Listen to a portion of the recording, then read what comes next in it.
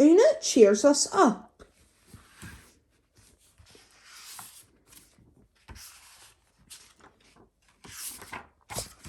One foggy morning, Una the unhappy unicorn was getting dressed. When she pulled her new blue sweater over her head, her horn got stuck in the sleeve. Una pulled and pulled, then rip! Her horn tore through the sleeve. "This dumb horn is always in the way," Una grumbled. "Now I'll have to mend my new sweater." Una looked in her sewing box, but she didn't have the right colour thread. "I'll go next door to Connie's house. She must have some blue thread," Una thought. But as she turned to close the door behind her, her horn caught in the door hinge. Una tripped and fell. "Ouch!" she cried. "It's that dumb horn again." Connie the cuddly cat was looking out of her window and saw what happened to Una. She rushed over to help. "I'm the unluckiest person in the world," cried Connie. Connie the cuddly cat was looking out of her window and saw what happened to Una. She rushed over to help. "I'm the unluckiest person in the world," cried Una. "Oh, Una, anyone can have an accident," Connie said, "but accidents always seem to happen to me, and it's all because of my dumb horn," complained Una. Just then, Ollie the obedient ostrich came by with Perry the polite porcupine who was pulling his wagon. "Good morning, Una," Perry said. "It doesn't seem so good to me," Una grumbled. "It looks so foggy and awful. You seem upset. Is there anything I can do to help you?" Ollie asked. "Nothing can help me," Una mumbled, and she began to cry. "I know that will cheer you up," Perry said. "We're going to ride my wagon down Hayride Hill. Why don't you and Connie come along?" "Not today. I feel too unhappy. Besides, my horn would probably get in the way and spoil the fun." Una said goodbye to her friends and she ran into her house and forgot all about the thread. I'll come along with you," Connie said to Perry and Ollie, but I wish Una was coming too.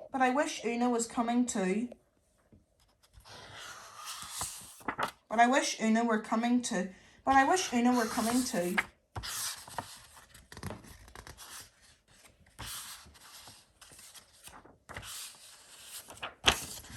Una went to her bedroom and looked in the mirror.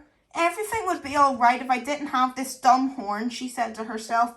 "It always gets in the way, it causes accidents, and it's ugly." Then Una had an idea. Maybe if I wrap it up, my horn won't get stuck on everything," she thought. So Una climbed up the stairs to the attic to look for something to wrap her horn with. Una pushed the attic door open and looked around. The attic was crowded with barrels, boxes, and baskets, and full of all kinds of unique and unusual things.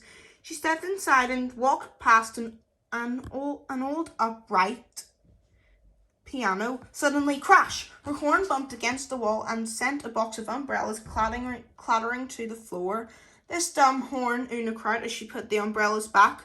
Una noticed an old ukulele leaning against the wall. She picked it up and strummed a few chords. "I remember when Uncle Oliver used to play this ukulele," she said to herself. "It always made me feel better when he strummed his old tunes. Uncle Oliver always seemed happy. He had his horn just like mine, but it never seemed to get in his way."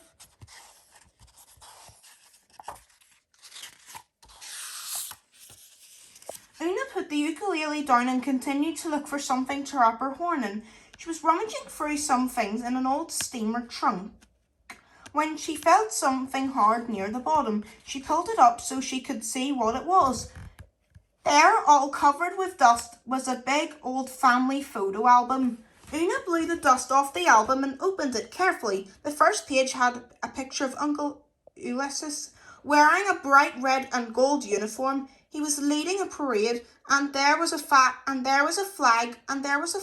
proudly waving from his magnificent horn. "It looks wonderful," Una whispered to herself. Then Una turned the page. There was Aunt Ursula, the photographer, taking underwater pictures. She had a flashlight attached to her horn to help her see. What a good idea, Una thought.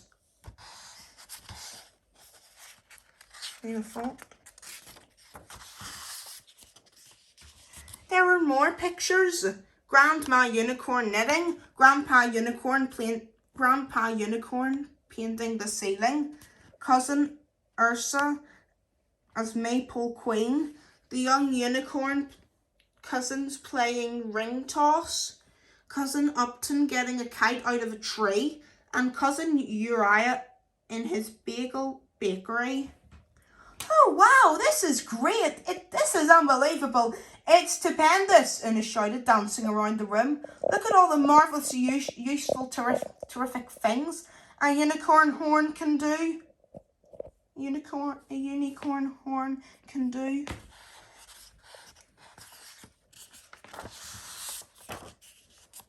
Una returned to the album to the trunk. Maybe I don't need to cover my horn after all, she said, and she skipped down the stairs. Back in her room, Una looked in the mirror again, but this time her horn didn't seem ugly at all. Una smiled a happy smile. Maybe I can find a good use for my horn too, she said to herself. But for now, I'll surprise everybody and meet them after all. We'll have fun riding in Perry's wagon. Una took a last admiring look in the mirror. For the first time, she liked what she saw. Instead of hiding her horn, she wanted everyone to notice it. Then Una spotted a bright pink sash hanging in her closet. She took it off the hook and tied it on her horn in a big floppy bow. There, she said with a smile, that's perfect. It was very foggy when Una left the house, but she didn't mind at all. What's a little fog when the sun shines in your heart, she thought. So humming a happy tune, Una skipped and hopped all the way to Hayride Hill.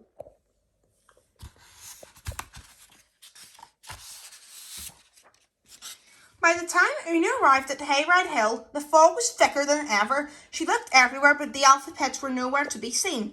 When Una saw Perry's wagon lying upside at the bottom of the hill, "Perry! Perry!" Una called, but there was no answer. Una looked up at the hill, but she could hardly see anything. She paced back and forth, wondering what to do next.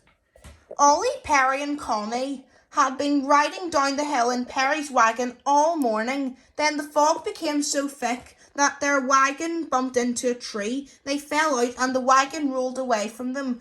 Now the three friends were trying to find their wagon and their way down the hill. "Oh dear," Perry cried. "It doesn't clear up. We'll be stuck here forever." Suddenly they heard Una calling. Perry squinted his eyes and saw something pink moving back and forth through the fog. It looked like a bow. It seemed to be tied up to a horn. "Look down there," Perry said. "I think that's Una."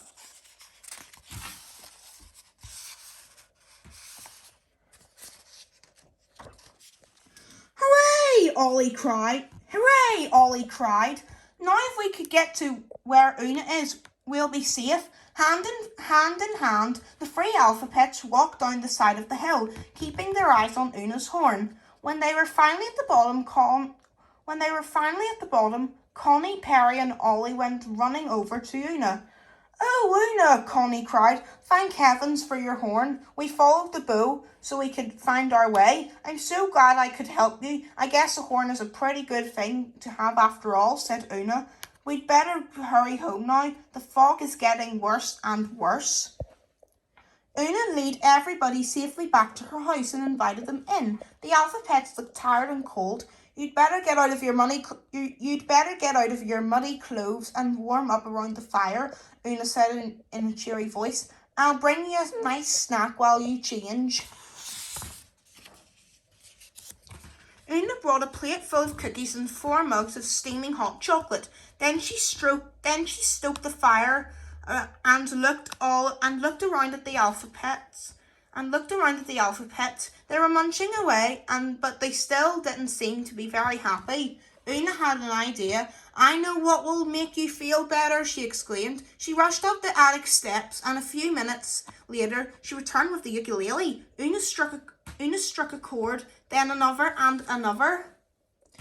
Soon, Perry, Ollie and Connie began to smile and tap their feet, and before long they were laughing and singing and dancing. Then Connie gave Una one of her cuddliest hugs and said, "If it weren't for that wonderful horn of yours, we'd probably still be lost." "Yes," Perry added. "Thank you so much for helping us and for cheering us up." Ollie added. The Alphapets held up their mugs and shouted, "You're special, Una! Cheers to you and your very special horn."